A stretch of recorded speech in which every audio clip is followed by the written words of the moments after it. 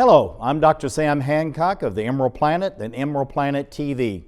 We come to you on a week-to-week basis from Washington, D.C. in the United States as we look around the globe in 144 different nations, looking for those 1,000 best practices, the technology, services, and products that are making a difference as we move through the 21st century.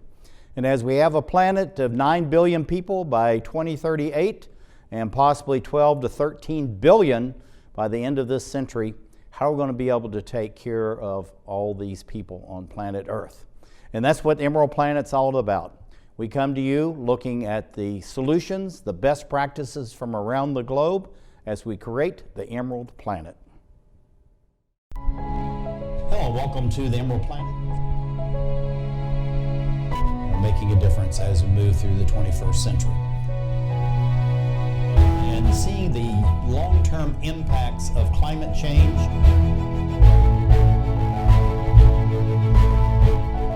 We're glad to have you. Thank you for being with us. Looking at Mother Earth and all living beings, we really, each and every one of us, not only we think about the sunshine and the rain, all the other things that go into making us creative, dynamic living beings, but also the soil. And this is something that we never really think about. We walk on it, we move it, we build houses on it, we pave over it. We do absolutely everything to soil, most of it which is detrimental not only to the soil, but all the living organisms that's in the soil. So we're going to be talking about everything that depends on soil. And we have an expert coming from the country of India and Baramati in Maharashtra State. This is Sachdeva. He is an engineer. Also, he's a field research scientist for soil health. Samir, welcome to the Emerald Planet TV.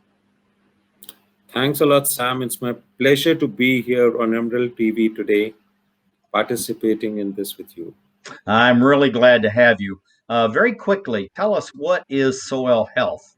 And then we have some really excellent images, and we're going to walk through those so that our audiences here and abroad will really understand everything that you're trying to convey about soil health. Soil health, let me put it in very simple words, that there are few functions which soil has to perform, and that is the measure of the health of a soil. Whether soil has got microbes, whether it's got air, whether it's got water, whether it's got carbon in it, which would support production of food. Yeah, that is very, very important. I think this is a very striking statement. The nation that destroys its soil destroys itself. And many nations, just like in the United States and even in India, we're doing much to make the surface within each of our countries impervious, which is very detrimental to the soil. So what does this truly mean to you? The nation that destroys its soil destroys itself. Nation consists of people, it consists of biodiversity, it consists of forest, it consists of animal kingdom, and the entire nation is being fed by one piece of dirt which is there under our feet, which is called soil. If we don't take care of soil, then how would we produce sufficient food to feed the nation? So, yeah, and it's also about living and all these others. Healthy soil, you have these 4 pillars. What are each of these and how do they interact with each other, but also support each other? See, soils basically consist of a lot of microbes. So 1 teaspoon of soil would consist more than 1 billion bacteria. And these bacteria are very, very important to be present into the soil, because that is what feeds into the plant in terms of production of food. So biological diversity in terms of microbes help us in production of food. Once we grow crops onto the soil, then soils are more porous and we can harvest most of the rainwater which is falling into the soil and recharge the aquifers. And the 4th element, which is very, very important, is that the root and the plant, by way of photosynthesis, would capture CO2 from the atmosphere, release O2 back into the atmosphere, and put carbon back into the soil. Mhm. So that is the main function of soil, putting carbon back into the soil. One of the things we don't really think about, Samir, and this came out very nicely when I was in high school and working on agronomy and forestry projects, but the literally the trillions of living beings that are actually in the soil. And why do we need to take care of these living beings if we can't even see them? So these are the living beings in the soil which we need to take care of, because whatever nutrient is available in the soil, it has to be broken down into cations. Only then these nutrients can be absorbed by the plant and eventually come to the humans what we eat, because we eat plants, right? If these microbes are not there, then this breaking down of nutrient from the soil for absorption of plant will not be there. So microbes are very, very important because of that. Now, looking at this cycle as far as the CO2 and then the oxygen, and then, of course, the HO2, the water. So tell us about how this interaction happens and why it is so critical for every form of life on planet Earth. See, basically, I think in farming, most of the companies today are focusing on NPK, which are primary, secondary, and micronutrients.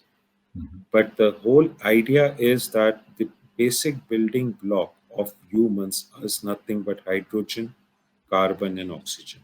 So over here, we are focusing on three basic elements, which most of the farmers today think are available free of cost, but they are not. They are getting scarce over a period of time.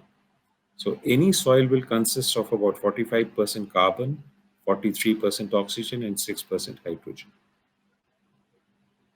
So, looking at this, then this is really critical. This is a building block of all the food and everything that's going on planet Earth that we humans really depend upon. But looking at the composition of the soils, why is this balance so important? See, this balance is very, very important because soil has to be porous, soil has to be fertile, soil has to have microbes, soil has to have minerals in it. And this is the composition of an ideal soil. Mhm. I would say going back 100 years, most of the soils would have these kind of structures, but over a period of a century or decades after World War II, things have changed in terms of the structure. Mhm. So we can explain later about how does it impact, but this is the ideal structure of a soil which is desired for production of food for human race. Well, doing these programs with Emerald Planet TV and talking with subject matter specialists like you from around the globe, one of the things I learned is that we always think about water and soil, water for everything, and water is life. But actually, oxygen, the air, is equally important as far as what we need to be doing to increase the cycle of life and improve the Right. cycle of life. Now, this is a very complex image here, but shortly and quickly, what are we looking at, and how does this cycle actually operate to the benefit of all living beings on planet Earth? So I think it is a very busy site, as you have said, but this is something which is nutrient cycling. So we have got plants which are growing onto the soil, which decompose and go back into the soil, and the soil will store the nutrients which are available from the dead plant or the water which is coming from the rain or the sunlight, and soil will just keep all these nutrients back into the soil for the Mhm. new generation of plants to survive. So just simple thing is that everything starts from a soil and everything goes back to the soil, and Mhm. soil has to have that buffering capacity, or soils have to have that health in it, so that whatever goes back into the soil is retained in the soil. Mhm. So we are talking of nutrient here, but when we proceed ahead, you will see what all soil can do. Right. And the whole thing about this, too, is we need to look at this as the cycle of life. And we humans have become very arrogant as it relates to Mother Nature and even how we operate on planet Earth. We just take it for granted. But yet it's a very complex system that we all depend upon. And this biodiversity, as you've shared with me, is wonderfully important. It is extremely important because each and everything which has been there on this earth has a role to play, right? So we can see birds because birds will help us propagate seeds from one location to the other. Then we have got animals who are there because these animals will take soil and put air back into the soil. Bees are important for pollination. Microbes are very important for chelation of soil or chelation of micronutrient. And trees are very, very important in terms of capturing CO2 from the atmosphere and putting it back as carbon back into the soil. Yeah, So we can't ignore either one of these. And also, then the soil functions with water. This is something that I've added 3 rain gardens in the back of my garden here in Washington, D.C. And it's just amazing to watch that during a thunderstorm or real heavy rains, how efficient it is. But we've really made a lot of the soil so compacted.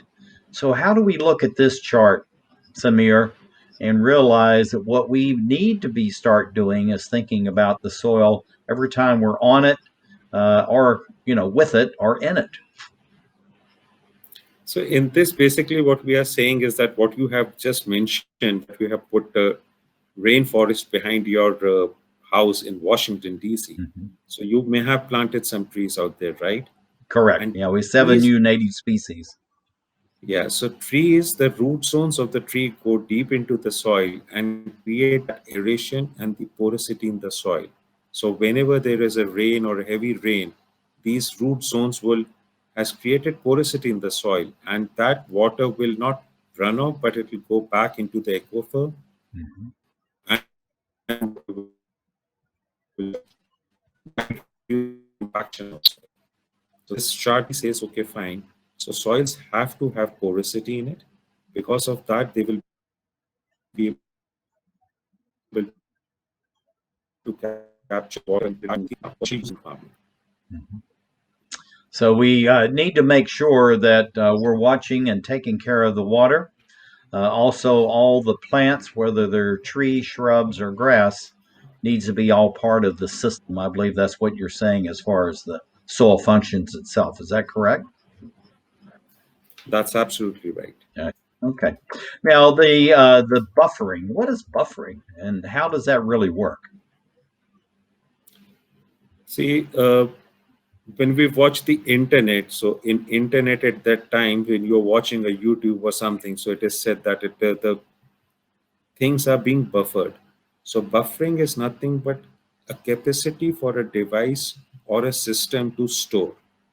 So we need to increase the buffering capacity of a soil, whether it is water, whether it is nutrient, whether it is microbes or whatever. So you buffer it into the soil for future usage. So that is what we mean to say buffer capacity of a soil. Right. This is our last image that we're going to be dealing with. So let's just leave this as an image, Samir. What do we need to be thinking about? You have about 20 seconds as far as soil health for the next 5, 10, or 15 years, both India, the United States, and all 212 other countries and territories. So I think right now, with the population crossing 7 billion, people are thinking of how we feed so many people. But if we don't take care of soil, we'll probably not be able to feed people. And most of the countries right now consider food as food to fill the stomach. What I'm talking of here is zero hunger. If we don't have nutrition in the soil, we can fill stomachs, but we will not be able to provide nutrition to people, which is desired. So Got it. that is the reason soil is very, very critical. Samir Sachdeva, the engineer, field research scientist for soil health. Thank you as we create the Emerald Planet.